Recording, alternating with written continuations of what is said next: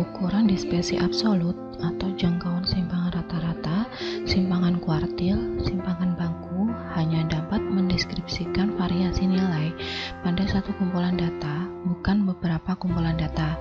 Nah, ukuran dispersi relatif ini dapat digunakan untuk membandingkan variasi nilai pada beberapa kumpulan data.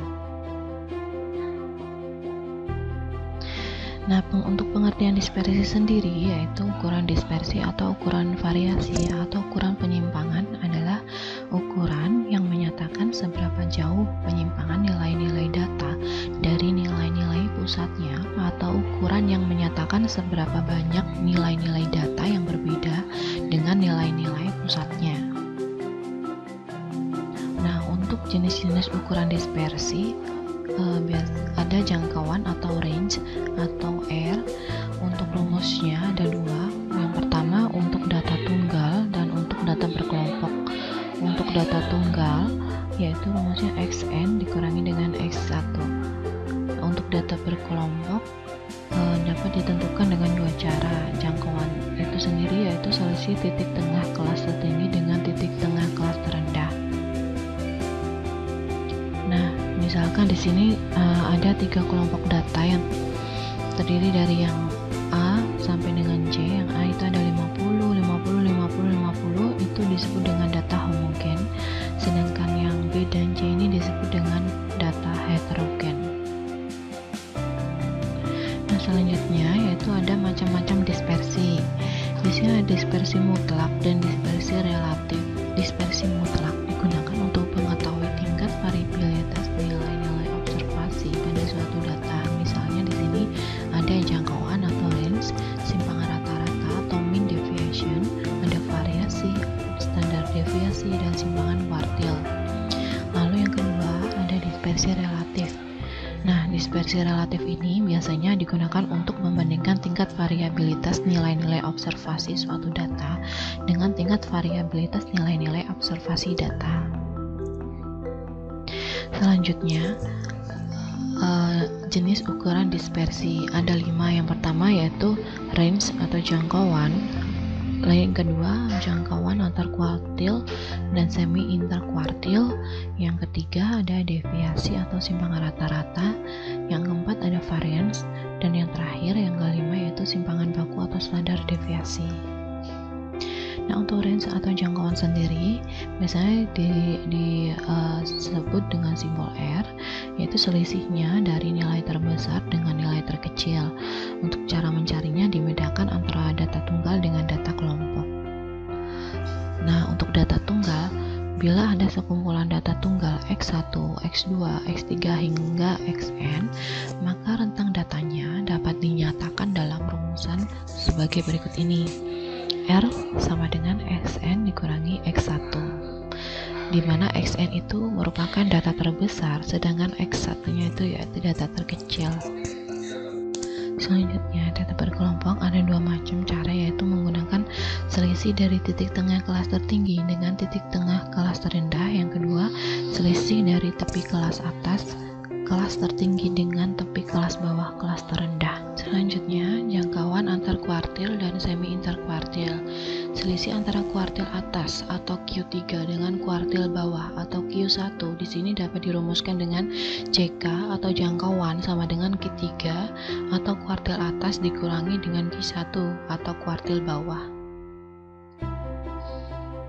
Nah, di sini juga dibedakan antara data tunggal dengan data berkelompok. Untuk data tunggal, di sini ada soal tentukan jangkauan antar kuartil dari data 2, 6, 8, 5, 4, 9, dan 12. Untuk penyelesaiannya, kita urutkan dulu dari data yang terkecil hingga data yang terbesar, di mana N-nya sama dengan 7, jumlahnya dari 2 sampai 12 itu adalah 7. Lalu kita masukkan rumusnya. Q1 sama dengan 1 dikali dengan 7 ditambah 1 dibagi dengan 4, yaitu 2. Lalu selanjutnya Q3, 3 kali 7 ditambah 1 dibagi 4 sama dengan 6, yaitu 6 di sini yaitu 9. Oke, jadi CK atau jangkauan Q3 dikurangi Q1 sama dengan 9 dikurangi 4 sama dengan 5. Selanjutnya, simpangan deviasi atau rata-rata. Untuk rumusnya ada data tunggal dan data berkelompok. Selanjutnya ada varian, yaitu nilai tengah kuadran simpangan dari nilai tengah atau simpangan rata-rata. Varian untuk sampel biasanya dilambangkan dengan S kuadrat, sedangkan untuk populasi biasanya dilambangkan dengan seperti ini. Nah, untuk data tunggal, untuk sampel besar N lebih besar dari 30 berlaku rumus seperti ini, sedangkan untuk sampel kecil atau N kurang dari 30 maka berlaku rumus seperti ini. Selanjutnya, data berkelompok menggunakan metode biasa. Jika N-nya itu lebih dari 30 menggunakan rumus seperti ini, sedangkan jika N-nya kurang dari sama dengan 30 maka menggunakan rumus seperti ini. Selanjutnya ada simpangan baku, akar dari tengah kuadrat simpangan dari nilai tengah atau akar simpangan rata-rata kuadrat. Untuk simbol simpangan baku untuk sampelnya adalah S, sedangkan untuk data populasi adalah ini simbolnya seperti ini. Cara populasi simpangan baku adalah dengan cara menarik akar dari varian.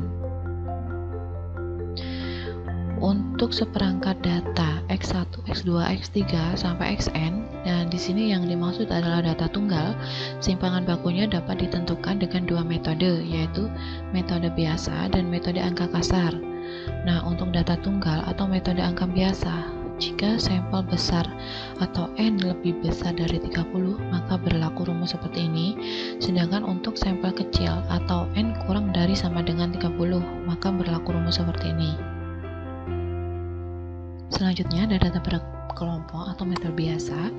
Jika N-nya lebih besar dari 30, kita pakai rumus seperti ini. S sama dengan akar sigma F kali X kurangi X bar kuadrat dibagi dengan N. Sedangkan untuk N-nya jika kurang dari sama dengan 30, maka dia pakai rumus seperti ini. Bedanya di sini yaitu jika kurang dari sama dengan 30, di sini N-nya dikurangi dengan 1.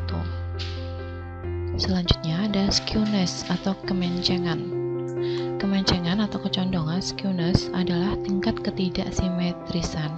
Sebuah distribusi yang tidak simetris akan memiliki rata-rata, median, dan modus yang tidak sama besarnya, sehingga distribusi akan terkonsentrasi pada salah satu sisi dan kurvanya akan menceng. Jika distribusi memiliki ekor yang lebih panjang ke kanan daripada yang ke kiri, maka distribusi disebut menceng ke kanan atau memiliki kemencengan positif.